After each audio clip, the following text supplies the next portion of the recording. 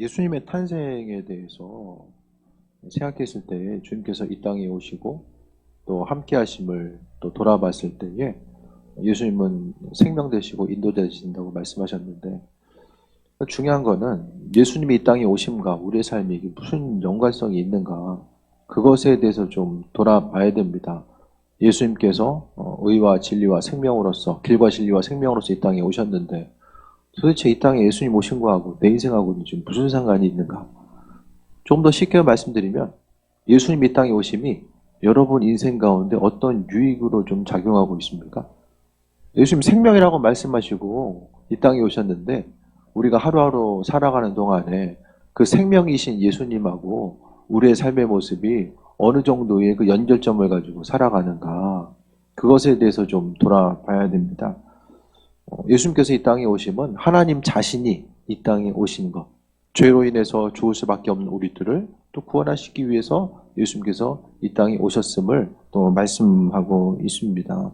그래서 예수님 오신 것도 중요한데 또 거기서 이제 더 머물러서는 안 되고 한 발짝 더 나아가서 도대체 주님 오심하고 우리의 삶의 여정 가운데 무슨 연관성을 가지고 있나, 그걸 좀 깊이 돌아보는 시간이 되어야만 합니다.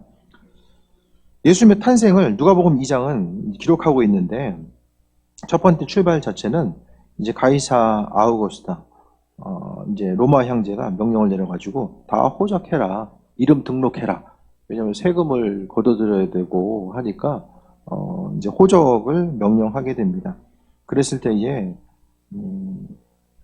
이제 각자 호적하려 이제 움직이는 상황들이 이제 오늘 본문 가운데 나오게 되는데, 예수님의 탄생 자체 오늘 4절에 보게 되면 요셉도 다윗의 집 족속이므로 갈릴리 나사렛 동네에서 유대를 향하여 베들레헴이라는 다윗의 동네로 갔다라고 합니다. 나사렛은 이제 갈릴리 주변, 갈릴리에서 위로 더 올라가야 되는 지역이고요. 그 다음에 베들레헴은 예루살렘에서, 남쪽에 있는 예루살렘에서 더 내려와야 돼요. 그러니까 여행하려면은 상당히 이제 좀 며칠의 시간이 걸리는 좀 거리입니다. 차를 타고 움직이게 되면은 빨리 가면은, 아주 빨리 가면 2시간, 2시간에서 한 2시간 반 정도는 잡아야 되는 이제 거리거든요. 그 거리도 이제 좀 걸어서 움직여야 되는 이런 상황에 있었습니다. 근데 베들레헴은 어떤 동네냐면은, 베들레헴은 다윗의 동네라고 이제 일컬어지고요. 예루살렘과 동시에 베들레헴은 이제 아주 이스라엘 민족들에게 있어서 중요한 의미성을 갖는 곳으로 인식되었습니다. 그래서 베들레헴은 제2의 예루살렘이다라고까지 이야기될 정도로 아주 중요한 의미성을 갖게 되는데, 구약 성경에 보면은 베들레헴은 메시아가 탄생하실 장소로서 이제 예언되고 있는 거죠. 다윗의 메시아로서 이제 인식되는 것은 다윗의 자손이고, 또 오늘 본문에 베들레헴에서 탄생하는 것, 그러니까 몇 가지 이제 메시아에 대한 구약에 있어서 예언적인 내용들이 나오게 되는데, 그 예언의 내용이 오늘 본문에 펼쳐지는 거예요. 아까도 말씀드렸지만은 이 당시에 호적하러 가는 건 남자들만 가면 돼요. 굳이 여자들이 움직이지 않아도 되는 상황입니다. 온 식구가 이제 같이 움직인다라는 것 자체는, 그러니까 혼자 가기 심심하니까 뭐 요셉이 같이 가자고 마리아한테 같이 가자 이렇게 얘기할 수는 있지만은 별로 이렇게 보편적인 상황 자체는 아닌 거예요. 근데 여기 나와 있는 것처럼 이제 출산때가 가까웠는데 같이 이제 움직인다라는 것 자체도 어떻게 보면 조금 상황적인 것들을 생각해 보면은 보편적인 상황들은 아닌 거죠. 그런데 보면은 이제 하나님께서 베들레헴에서 메시아가 탄생할 것에 대해서 이런 예언들이 하나하나 이루어지는 것을 보게 되는데, 마리아가 이제 예루살렘에서 아이를 낳아야 되니까 거기 가야 되겠다. 물론 그럴 수도 있지만은 생각을 해보세요. 베들레헴에서 성경의 그 구약의 약속의 말씀을 기억하고 베들레헴에서, 메시아는 원래 베들레헴에서 태어나게 돼 있으니까 거기 가서 이제 아이를 낳아야 되겠다 하면은 만삭 때 갔겠습니까? 조금 일찍 가서 방 얻었겠습니까? 일찍 갔겠죠. 근데 지금 생각해 보면은 오늘 본문 가운데 내려간 것은 마리아가 의도했다라기보다는 하나님께서 그 당시에 그때 예수님께서 탄생하실 그때 맞춰가지고 이제 호적을 하라고 이제 명령을 내리게 되고, 그 명령 따라서 이제 움직이게 되는 이런 상황들. 그런데 호적하러 가는 것 자체가 어쨌든 베들레헴으로 갈 수밖에 없는 이런 상황들 자체 전체적인 것을 보게 되면 오늘 누가복음의 내용은 예수님이 메시아이고 그분이 왜 구약에 약속하신 메시아라는 사실, 메시아인지에 대해서 오늘 본문을 통해서 이제 설명해 주고 있는 거예요. 수많은 사람들이 이제 오늘 누가복음에 이제 읽는 사람들, 누가복음을 펼쳐서 읽는 사람들은 예수님 당시의 사람들이 아니에요. 그 후대 사람들이거든요. 그 후대 사람들이 예수님에 대해서 생각했을 때 도대체 예수님 누구냐? 그 부분을 설명해 줘야 되는 필요가 있는 거죠. 그 예수님은 누구인가? 구약에서 예언하고 있고 이 땅에 오셔서 메시아라는 것을 이스라엘 민족들이 지금까지도 기다리고 있죠. 유대인들은 메시아를 지금도 기다리고 있어요. 이 통곡의 벽에서 우리가 이제 가끔 사진으로서 보게 되잖아요. 통곡의 벽에서 메시아가 오실 것. 그들이 개인적인 기도 제목을 가지고 이제 그 기도하는 것들도 있지만은 결정적인 것들은 메시아가 이 땅에 임할 것에 대해서 그토록 계속해서 이제 기도하고 있는 것입니다. 근데 그 메시아가 바로 예수님이다. 앞으로 오실 분이 아니라 지금 예수님께서 이미 오셨다라는 것을 오늘 본문 가운데서 말씀하고 있습니다. 그래서 예수님의 탄생에 대해서 이런 전체적인 배경들 자체, 예수님이 하나님의 아들 되시고 그분이 구원자 되심에 대해서 말씀하고 있습니다. 세상을 살아감에 있어서 다양한 눈에 보여지는 이 많은 것들이 교회를 다닌다라는 건요. 신앙생활 한다는 것은 눈에 보이는 것뿐만 아니라 눈에 보이지 않는 세계가 있음을 염두하면서 살아가는 거거든요. 보이는 것가 전부가 아니고 보이지 않는 세계가 있다는 걸 염두하면서 살아가요. 그러면은 세상을 살아감에 있어서 보이지 않는 세계가 있다라는 거, 그러니까 과학으로서는 이성적인 방법과 과학으로서는 설명할 수 없는 세계가 분명하게 있다라는 것을 우리는 경험하면서 살아가게 됩니다. 그것이 개인적인 경험일 수도 있고 주변 누군가의 경험일 수도 있고 나와는 전혀 상관없는 사람들의 경험일 수도 있는 거예요. 그러니까 대부분의 어떤 신앙 간증의 내용을 보면 이성적으로 설명할 수 없는 방법들이 지금 이 땅 가운데서도 너무나도 많이 일어나고 있음을 우리가 발견하게 되는데 그 모든 것들은 영적인 세계, 눈에 보이지 않는 영적인 세계가 분명히 있다라는 것. 그러니까 그 부분에 대해서 그러니까 믿지 않는 사람들도 이제 어떤 무속 신앙적인 것을 보게 되면은 악한 영의 세계도 마찬가지잖아요. 눈에 보이지 않는 세계가 분명히 존재한다는 것을 인식하면서 살아가게 됩니다. 그렇다고 한다면 우리의 삶의 순간순간 한 세상의 삶을 통하여서 증명할 수 있는 것도 있지만 증명하기 힘든 부분들이 너무나도 많이 있는데 그럼 도대체 이성적인 방법으로 증명하기 힘든 부분은 도대체 어떤 영역으로 남겨둘 거냐. 눈에 보이지 않는 세계가 있다는 것은 뭘 전제하냐면은 뭐와 연결되냐면은 이 죽음 이후의 모습이 한 세상 살다가 끝이 아니라는 것을 이야기하거든요. 우리가 눈을 감고 죽는다고 해서 다 사라지는 것도 아니고 분명히 보이지 않는 세계가 존재한다라는 것에 대해서 그러니까 여러 가지 방편에 의해서 이제 있게 되는데 그러니까 믿는 우리들의 삶의 여정 가운데 보이지 않는 세계가 있다라고 한다면 삶에 있어서 그 신앙의 영역 자체가 다시 한번 좀 돌아봐야 됩니다. 그러니까 영적인 세계, 보이는 세계가 아니라 보이지 않는 세계에 대한 그 문제점, 죽음 이후에 영원한 생명에 대한 문제점, 그 스스로 우리는 한 세상 살다가 죄 짓고 죄값 치르다가 이제 지옥에 갈 수밖에 없는 것이 우리의 인생인데, 하지만 예수님께서 이 땅에 태어나셨다라는 것 자체는 우리가 어떤 그 죄값 치르고 지옥 가는 인생이 아니라 예수님 때문에 세상 가운데 살 소망이 생기고 그 예수님과 더불어 세임 먹고 살아가는 그 은혜를 경험하게 되었다라는 사실에 대해서 또 말씀하고 있습니다. 하루하루의 삶의 여정이 우리는 어렵고 고통 가운데 있는 것이 아니라 오직 그리스도 예수 그분께서 이 땅에 오심으로 말미암아 세임 먹고 살아갈 수 있는 그 힘과 능력을 구비하게 되었다라는 사실에 대해서 말씀하고 있습니다. 그러니까 예수님의 이 땅에 오심은 보이지 않는 세계에 대한 그 불확실성의 문제를 예수님께서 이 땅에 오셔서 해결해 주셨다라는 거예요.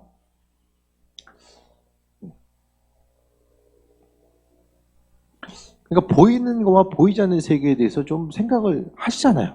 그렇죠? 안 하십니까?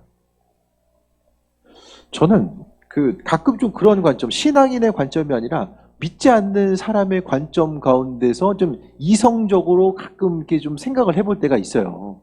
그러니까 만약에 내가 교회를 신앙생활을 안 하고 했을 때에 보여지는 이런 세계 가운데서 뭐 보여지는 거야 그냥 분석하고 판단하면 되지만 보이는 것으로서 이게 해결할 수 없는 여러 가지 문제들이 나타났을 때 도대체 그 문제들을 어떻게 바라볼 것인가? 제가 교회를 안 다녔어도 만약에 보이지 않는 세계에 있다라는 것 자체는 분명히 인식할 수 있었을 것 같아요. 왜냐하면 설명할 수 없는 일들이 이 땅에는 너무나도 많이 일어나고 존재하기 때문에 그것이 우리는 신앙의 테두리 가운데서 경험하지만 믿지 않는 사람들도 신앙 밖에서 경험하게 되는 일들 그들은 이제 우연으로 생각하고 근데 우연이지만은 우연히 일어날 수 없는 우연들도 너무나 많이 있잖아요. 우연으로 설명하기 힘든 여러 가지 일들. 그러니까 우리는 그 모든 것들이 우연이 아니라는 것을 말씀을 통해서 바라보고 해결할 수 있습니다. 그러니까 조금 더 좀 어렵게 들릴 수도 있지만은 예수님께서 이 땅에 오셨다라는 것은 눈에 보이지 않는 그 문제까지라도 해결했음을 분명하게 우리가 인식하고 살아가는 것임을 말씀하고 있습니다. 8절부터 보면은 그 지역의 목자들이 밤에 밖에서 자기 양떼를 지키더니 양떼를 지킨다라는 것은 이제 이스라엘 민족의 그 건기는 비가 안 오거든요. 아예 안 와요. 3월부터 11월까지는 밖에서 이제 양을 칠 수 있는 그런 시간들이 이제 밖에 나가서 함께 양들과 먹고 자는 거죠. 근데 목자라는 것은 이게 대접받는 직업이 아니라 힘든 직업, 외롭고 또 추위와 싸워 나가야만 하는 이런 안타까운 그런 상황들이 존재하게 됩니다. 근데 처음에 이제 탄생하신 예수님을 만난 사람들, 바로 낮은 곳에 있는 그들과 예수님께서 함께 하셨다는 거예요. 그러니까 처음 만났다는 것은 성경은 이 처음 것에 대해서 아주 중요한 의미성을 부여하게 됩니다. 처음 만났다는 것은 그냥 목자들이 밖에 있다가 예수님 만났거나 그게 아니에요. 주님의 오신 목적에 대해서 분명히 말씀하고 있는 것이 낮은 곳에 임하셨던 예수님.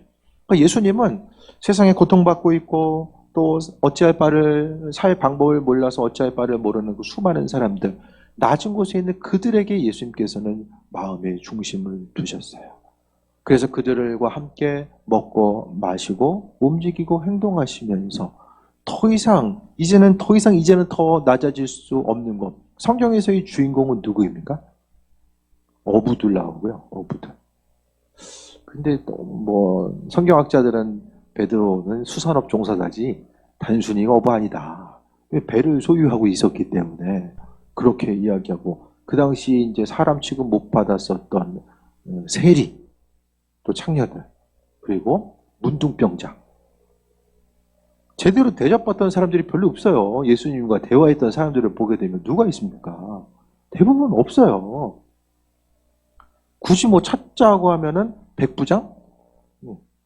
백부장 정도? 근데 하인을 통해서 이제 또 이렇게 이야기하는 모습이 보여지잖아요.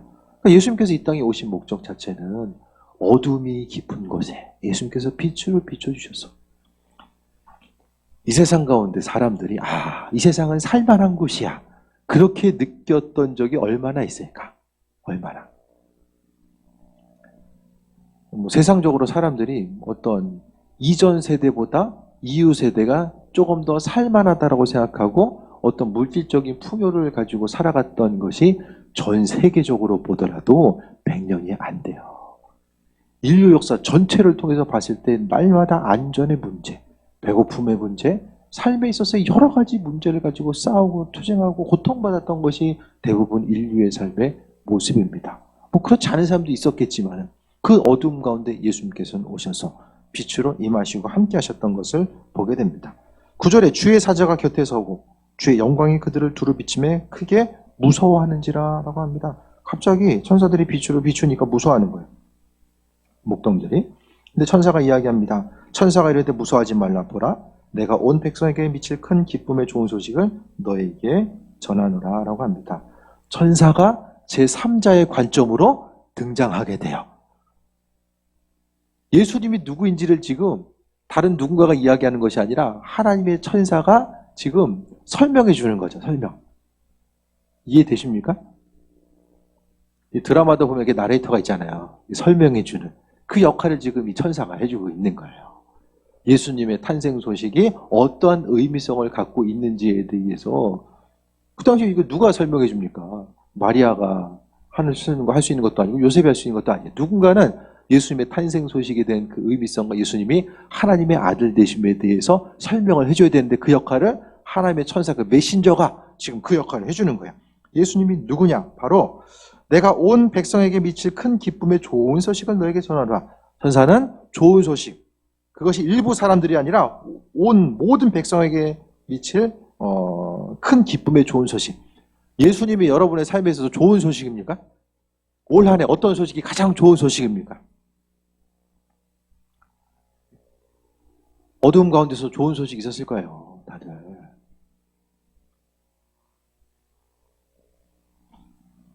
마스크 때문에 표정을 읽을 수가 없어요.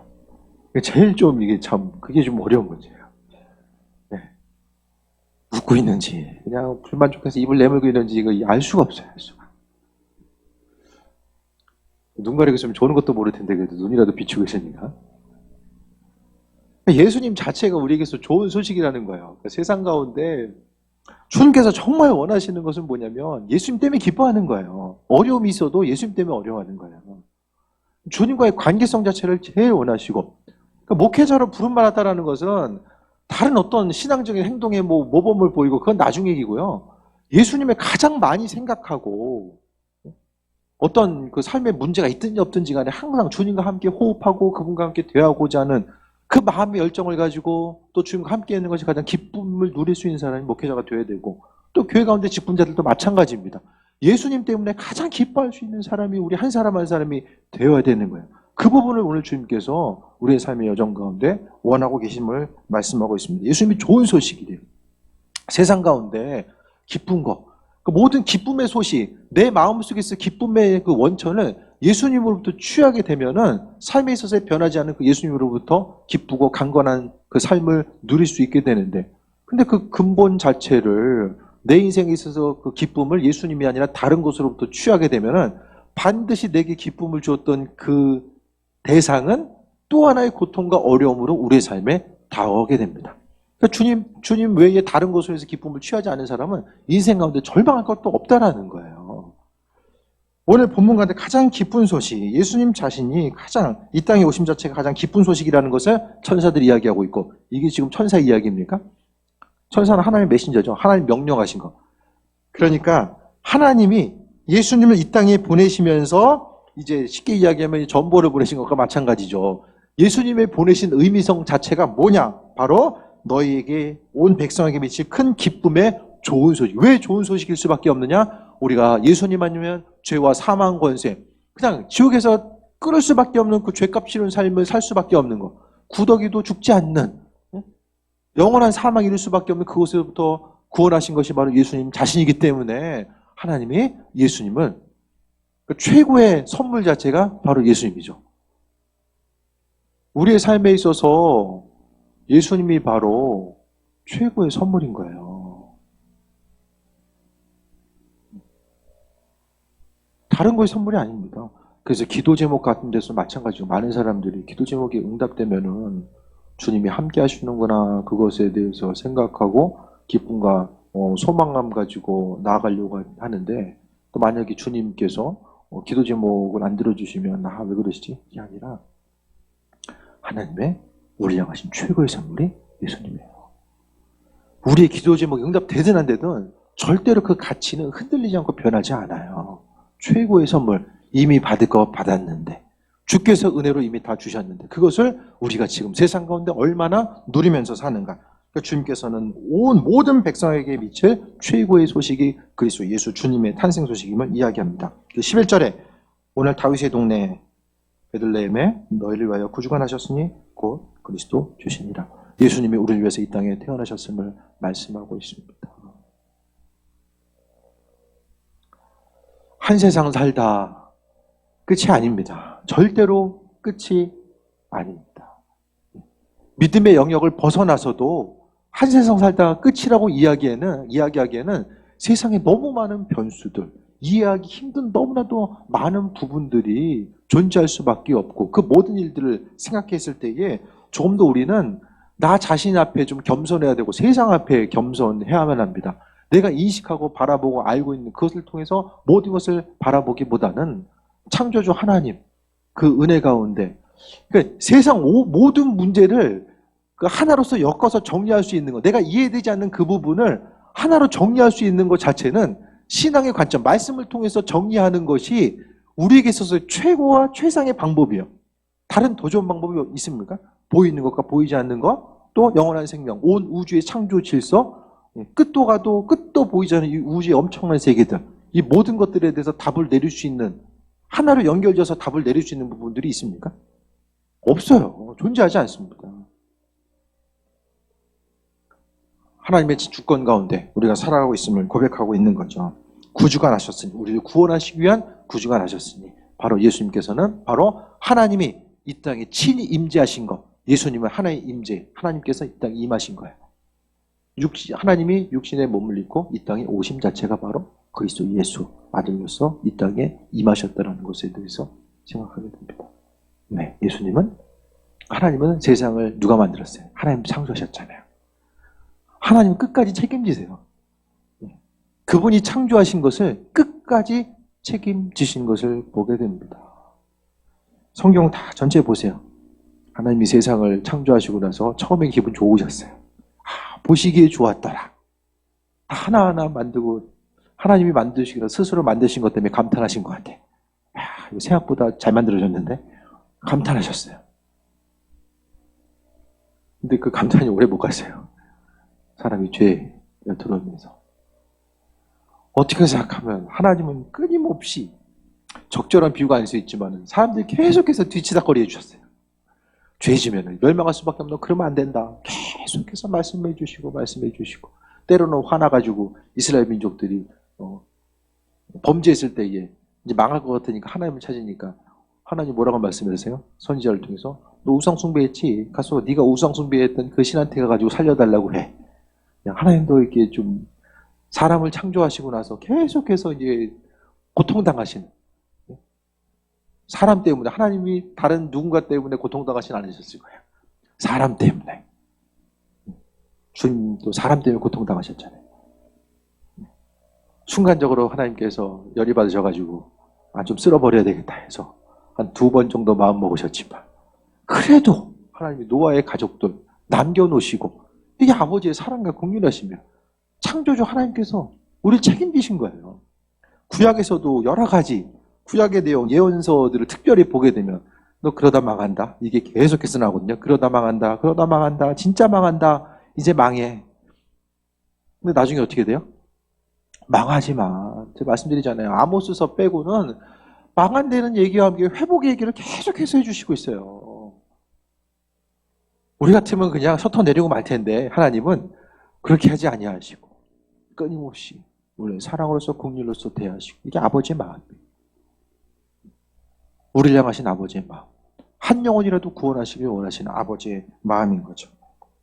12절에 너희가 가서 강보에서의 구유에 누워있는 아기를 보리니 이것이 너희에게 표적이니라 하더니, 13절에 호련히 수많은 천군이 그 천사들과 함께 하나님을 찬송하이르되, 예수님께서 임하셨을 때에 천사들이 찬송하는 것들, 눈에 보였는지 보이지 않는지 모르겠어요. 천사들이 찬송하는 모습을 보게 됩니다. 구유 가운데 외롭게 임하셨지만 하나님께서 찬송으로서, 천사들의 찬송으로서 함께 하신 모습을 보게 됩니다. 그러면서 14절에 예수님의 탄생하심에 대한 분명한 의미가 14절을 통해서 기록되어 있어요. 지극히 높은 곳에서는 하나님께 영광이요, 예수님께서 이 땅에 오셔서 인류의 죄를 구원하신 것 자체가 하나님께도 영광이 된다라는 거예요. 자녀들의 그 구원과 회복을 보는 것 자체가 아버지의 영광. 자녀가 잘 되는 것이 또 부모의 영광입니다. 하나님도 마찬가지예요. 우리가 세상 가운데 기쁨과 강건함을 누리고 살아가는 것 자체가 바로 아버지의 영광이 된다는 것을 분명히 말씀하고 있고, 또 땅에서는 하나님이 기뻐하신 사람들 중에 평화로다. 이 땅에 평화를 주시러 오셨더라는 거예요. 그 평화는 무엇입니까? 하나님과 우리와의 관계성 가운데 평화예요. 하나님과 우리의 관계가 죄 때문에 깨져 있어요. 죄 때문에. 죄로 인해서 죽을 수밖에 없고 또 화평이 깨져 있었는데 예수님 때문에 하나님과의 관계의 회복이 일어나는 거예요. 그래서 계속 말씀드리지만 하나님은 예수님이 아니면 우리를 더 이상 쳐다보지 않는다라는 거예요. 예수님 때문에 우리를 대하시고 우리를 회복시키시고 함께 하시는 것, 관계성이 깨진 것 자체가 예수님을 통해서 가는 거죠. 사람들과의 관계성도 내 마음에 예수님이 있어야지만 이 관계가 회복이 돼요. 주님이 없으면 관계성이 회복될 수가 없습니다. 내 안에 예수님 계셔서 그분의 도우심과 인도하심 가운데 살아가고 있을 때 이거 관계성이 회복이 되고, 또한 여기 나와 있는 평화는 사람들과의 관계성 가운데 평화, 하나님과의 평화, 주변 사람들과의 평화. 믿음으로 세워지면요, 교회가 평화롭고 나라 민족이 평화롭고 가정이 평화로워요. 믿음으로 제대로 믿으면, 대충 흉내만 내면 예수님 믿어도 갈등과 분쟁이 끊이지 않습니다. 하지만 내 안에서 정말 인생을 살아감에 있어서 내 안에 예수님을 의식하면서 말하고 움직이고 행동하다 보면 내 욕심 차리고 사는 것이 아니라 예수님께서 이 땅에 오셔서 모든 것을 내어주셨던 것처럼 그 사랑이 무엇인지를 깨달아 아는 사람은 다른 사람을 향해서 내가 그리스도 예수로서 그 사람을 대하게 됩니다.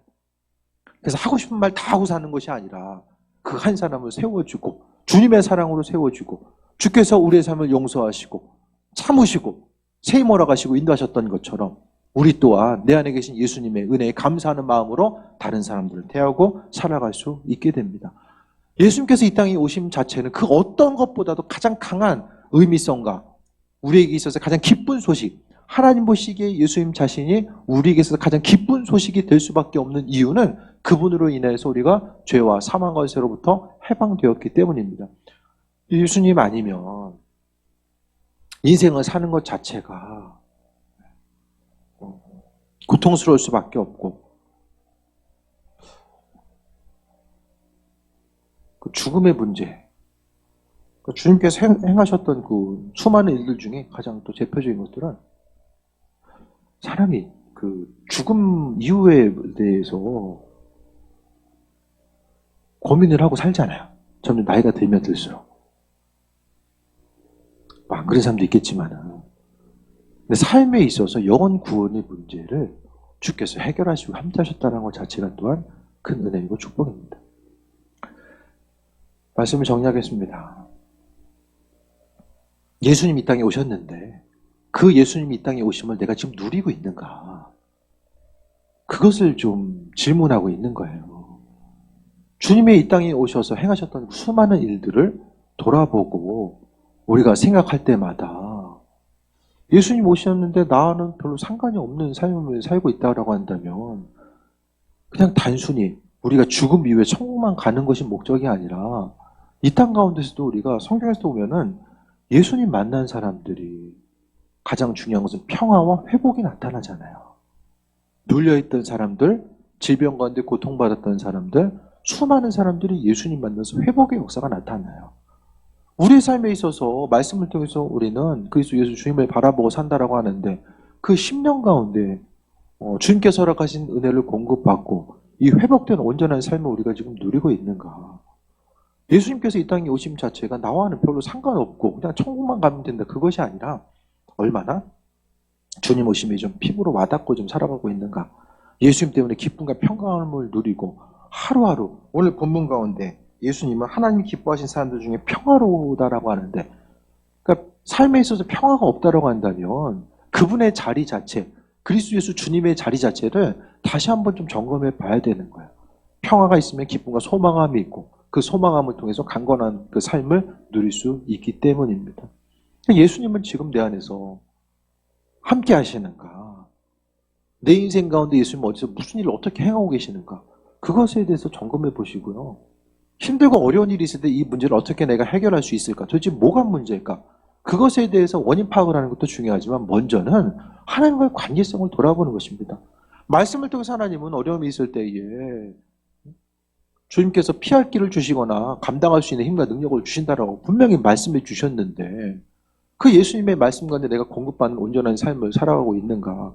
그 말씀, 그 인도하심이 있음에도 불구하고 예? 세상에 여러 가지 환란과 환경에 주는 그 어려움 가운데 내가 속고 있거나 무릎 꿇고 있지는 않은가? 그 하나하나를 우리가 다시 한번 돌아보고 나아가야 된다는 것을 오늘 말씀 속에서도 발견할 수 있게 됩니다. 예수님께서 이 땅에 오셨는데 다른 것보다도 그분과의 관계성, 한 주간을 살아감에 있어서도 그분 잊어버리지 마시고 주님 안에 온전히 머물게 되면 그분 안에 있는 풍성함이 우리 신명 가운데 있고, 오늘 예수님께서, 하나님께서는 하나님 우리에게 선물로 예수님 주셨잖아요. 최고의 성탄, 우리에게 있어서 최고의 선물이죠. 성탄절 선물은 사실 주고받을 필요가 없어. 하나님이 이미 큰 선물 주신 거니까. 그렇죠? 상징적인 의미성 가운데 나누긴 하지만 주님 오심에 대해서 기뻐하며 또 날마다 새해 먹고 달려가시고 인생이 예수님 허락하신 그 은혜 가운데 있으면 지금보다 훨씬 더 기쁘고 평안한 삶을 누릴 수 있게 됩니다. 주님으로부터 공급받고 누리고 세상 가운데 강건한 삶 살게 되기를 주의 이름으로 축원드립니다. 본문 말씀 기억하면서 잠시 기도하겠습니다. 주님 성탄 기쁜 소식 주께서 은혜를 더하셨는데 하나님 이 시간을 통해서 영광 받으시기 원합니다. 우리 말씀을 통해서 적용점을 삼고 기도합니다. 하나님 감사합니다. 성탄의 기쁜 소식을 우리에게 허락하시고 인도해 주셨습니다. 하나님의 사랑 가운데 새해 허락하시고 인도하여 주시며 믿는 자로서 복된 삶을 누릴 수 있도록 은혜로 임하시고 주관하여 주옵소서. 영육간의 강건함으로 더하시고 항상 오직 그리스도 예수로 또 새해 먹고 나아가기 원합니다. 예수님 자신이 우리에게서 최고의 가치이고 선물임을 기억하게 하시고 오직 그리스도 예수 주님 공급하신 가운데 강건함 누리기 원하오니 아버지 하나님 은혜로 임하여 주옵소서. 믿음으로써 또 승리하는 삶 살기 원합니다. 오직 주님만 바라보기 원하고 주로 인해서 강건함 누리기 원하오니 여호와 하나님의 은혜로 임하시고 인도하여 주옵소서. 항상 눈을 들어 하나님의 일하심 바라보게 하시고 무엇보다 우리에게 지혜 허락하여 주시어서 날마다 삶의 여정 가운데 그리스도에서 주님 잊지 않게 하옵소서. 예수님 잃어버리지 않기 원합니다. 생명 되신 주님만 바라보기 원합니다. 여호와 하나님이여 역사하시고 인도하여 주시며 우리의 심령 가운데 오직 은혜 위에 은혜 충만함으로 도하여 주시어서 항상 주님만 바라보며 나아가기 원합니다. 아버지 하나님 그리스도 예수 주님의 은혜 가운데 새해 허락하시고 인도하여 주시며 어디서 무엇을 하든지 간에 항상 주님과 교제하는 삶 살게 하옵소서. 마음과 생각을 지켜주시고 인도하여 주시며 예수님 때문에 기뻐하고 주를 인해서 강건함 누리는 삶으로 함께 하옵소서. 주님 영광 받으시옵소서. 주님 감사합니다. 이 땅에 오신 주님, 주님으로 인해서 기뻐하는 삶 살기 원합니다. 주님 영광 받으시옵소서. 우리 삶에 있어서 날마다 평강으로 임하여 주시고 영육간의 강건함으로 도와여 주시며 삶의 순간순간 모든 것이 하나님의 은혜임을 고백하는 삶으로 인도하여 주시고 내 안에 계신 주님이 우리의 삶을 통해서 세상에 비춰지게 하옵소서. 예수님의 이름으로 기도드립니다. 아멘.